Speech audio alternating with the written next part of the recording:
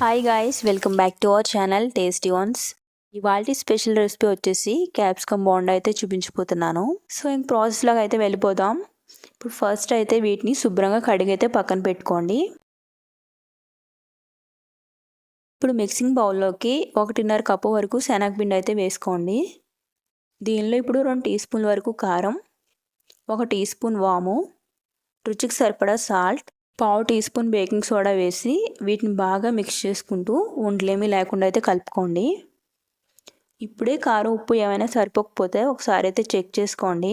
కన్సిస్టెన్సీని మరీ లైట్గా కాకుండా అలానే మరీ థిక్గా కాకుండా ఇలా మీడియం కన్సిస్టెన్సీలో వచ్చేటట్టు అయితే కలుపుకోవాలి. ఇప్పుడు ఈ పిండిని ఈ విధంగా అయితే కలుపుకుని డీప్ ఫ్రైకి సరిపడా ఆయిల్ని అయితే వేసి ఆయిల్ హీట్ అయిన తర్వాత ఇప్పుడు ఈ క్యాప్సికమ్ని పిండిలో బాగా డిప్ చేసి అయితే ఒక్కొక్కటిగా వేసుకుని మంటను మీడియం ఫ్లేమ్లోనే పెట్టి స్లోగా తిప్పుతూ వేయించుకోండి. ఈ విధంగా క్యాప్సికమ్ అంతా లోపల వరకు బాగా కుక్ అయ్యేంత వరకు అయితే వేయించుకుని ఇప్పుడు వేరే ప్లేట్లోకి అయితే సపరేట్ చేసుకోండి. ఈ వేసవిలో మధ్య మధ్యలో వర్షాలు అవి వస్తూ ఉన్నప్పుడు ఇలా వేడివేడిగా ఏమైనా తినాలనిపించినప్పుడు ఈ విధంగా క్యాప్సికమ్ బజ్జీ లేదా మిరపకాయ బజ్జీ లాంటివి అయితే ట్రై చేయండి. ఇంకా మన ఛానల్ ఎవరైనా సబ్స్క్రైబ్ చేసుకోవడం మర్చిపోతే వెంటనే వీడియోని లైక్ చేసి మీ ఫ్రెండ్స్ అండ్ ఫ్యామిలీ మెంబర్స్కి షేర్ చేసి మన ఛానల్ అయితే సబ్స్క్రైబ్ చేసుకోండి. Thanks for watching.